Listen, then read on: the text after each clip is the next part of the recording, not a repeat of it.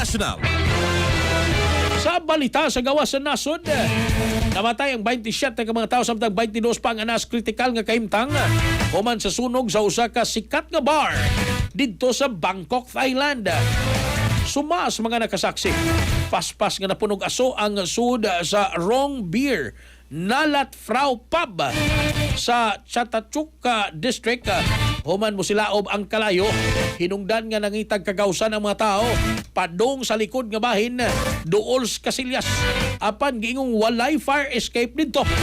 Kapin 63 ang mga nasamdag na ospital, samtang 22 ang ana sa kritikal nga kondisyon. Matod pa sa mga opisyal, nagsugod ang kalayo at tubangan nga bahin sa entablado sa pub ug dali kining mikatag. Gipanayag ni Bangkok Governor Chadchart Sitipun, adunay mga permit ang pub ug adunay fire exits. Apan paspas ang pagkailap sa kayo ug aso nga posibleng nakapalisod sa pagawas sa mga customer. Nagpadayong investigasyon aron masuta ang hinungdan sa sunog ug mailhan ang tanang biktima. Kasikas Express Balita. Cellphone Plus Gold. Mapalit sa mga butika sa inyong lugar.